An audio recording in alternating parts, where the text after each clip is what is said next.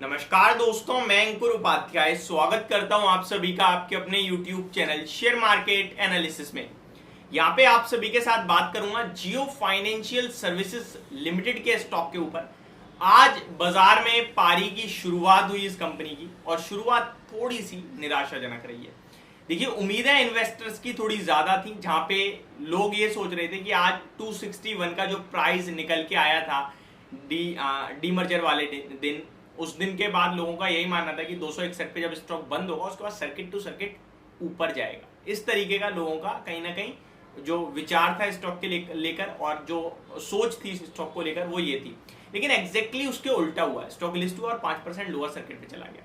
अब पहले तो मैं आपको ये बताना चाहूंगा कि इस डीमर्जर में लोग कैलकुलेट नहीं कर पा रहे हैं, लोग समझ नहीं पा रहे कि पैसा बना या बिगड़ा। कुछ लोग कह रहे हैं यार बेकार ही डीमर्जर के चक्कर में पैसा लगा दिया, इससे अच्छा तो नहीं लगाते तो बेटर था।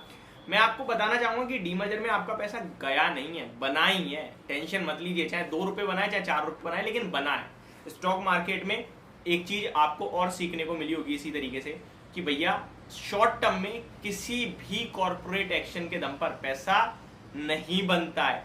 कितने लोग डिविडेंड बढ़ा देख के खरीदने चले जाते हैं, पैसा नहीं बनता।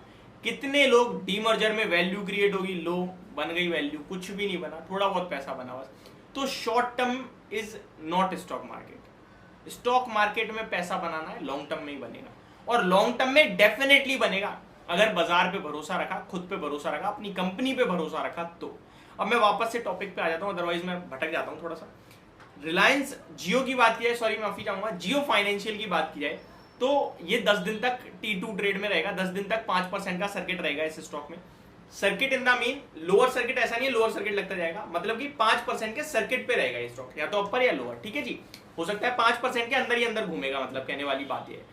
आज स्टॉक लोअर सर्किट पे बंद हुआ है, कल फिर से खुलेगा 24 अगस्त। आज है 21, कल है 22, परसों 23। इन 3 दिन के बाद स्टॉक में एक बिकवाली है, कितनी पता है? 3800 करोड़ की। क्योंकि ये शेयर हर एक उस इंडेक्स में लिस्ट है जिसमें रिलायंस का शेयर था, और रिलायंस निफ्टी और सेंसेक्स दोनों का हिस्सा है। तो ये उन दोनों ही जगह से स्टॉक बाहर होगा, जिसके चलते स्टॉक में 3800 करोड़ की बिकवाली आएगी। तो वहां सेलिंग प्रेशर थोड़ा और आ सकता है। अब लोगों का ये मानना भी था कि जब जियो फाइनेंशियल का शेयर बाजार में आ रहा है तो बजाज फाइनेंस के लिए बड़ा खतरा बनेगा। बजाज फाइनेंस क्रैश हो सकता है, टूट सकता है। इनफैक्ट 1-2 दिन गिरा भी, जिस दिन गिरता उसी दिन लोग वीडियो बना देते कि बजाज फाइनेंस क्रैश क्योंकि जियो का शेयर आ रहा है, खतरा खतरा। मैं आपको बताना चाहता हूं बजाज फाइनेंस अपने आप में एक दिग्गज है। 4 लाख करोड़ का मार्केट कैप लेके बैठी है कंपनी, ऐसे ही खत्म नहीं हो जाती चीजें।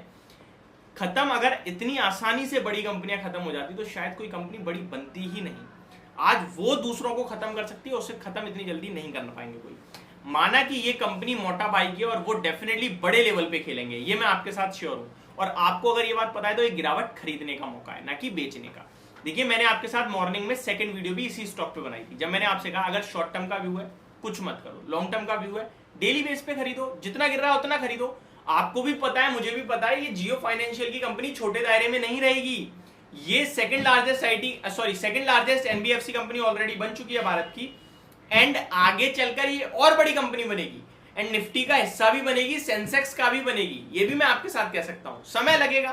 कंपनी छोटे अभी शुरुआत हुई नहीं, बाजार में आई नहीं, उससे पहले ब्लैक रॉक के साथ इन्होंने टाई अप करा, जेवी करा, ज्वाइंट वेंचर 50-50 के रेशो में, जेवी ब्लैक रॉक के साथ एएमसी कारोबार में पहला ही दाव बड़ा खेला।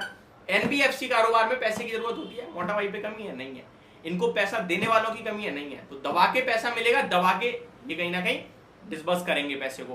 तो यहां कारोबार को लेकर कोई टेंशन नहीं है, लॉन्ग टर्म को लेकर कोई टेंशन नहीं है। अगर ये शेयर आगे चलकर 500 का भी हो जाए तो मुझे कोई सरप्राइज नहीं होगा, मुझे पता है स्टॉक होगा भी आगे चलकर, बट अभी इसके लिए थोड़ा सा देर है। देखिए, 249 रुपए के लेवल्स पे स्टॉक आज सर्किट के साथ क्लोजिंग देने के बाद बंद होता हुआ देखा है आपने, ठीक है जी। और रिलायंस की बात की जाए तो रिलायंस का भाव मैं आपके साथ शेयर करूं तो 2520 रुपए का है। अगर मैं इस 249 रुपए को 249 प्लस 2520 रुपए करूं तो ये होता है 2770 रुपए।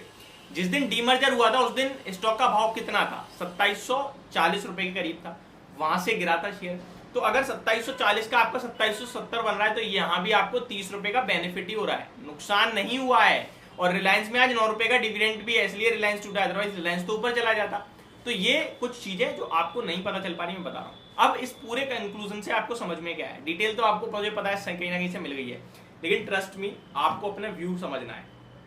शॉर्ट टर्म का व्यू है, अवॉइड करें, बेच दें, प्रॉफिट बुक कर सकते हैं अगर उछाल मिलता है तो डेफिनेटली, लेकिन व्यू बड़ा है ना तो बिल्कुल मत बेचना, बने रहना, पैसा बनेगा। और बजाज फाइनेंस की बात रही तो वो टिका रहेगा, मार्केट में कंपटीशन बना रहना चाहिए, तभी तो मजा आता है। दोनों ही बढ़िया प्लेयर हैं और आगे चलकर बेहतरीन परफॉर्मेंस आएगी। तो ये मेरी तरफ से आपके लिए वीडियो थी, होप आपको समझ पसंद दोनों आई होगी। Thank you so much for watching this video, have a great day guys.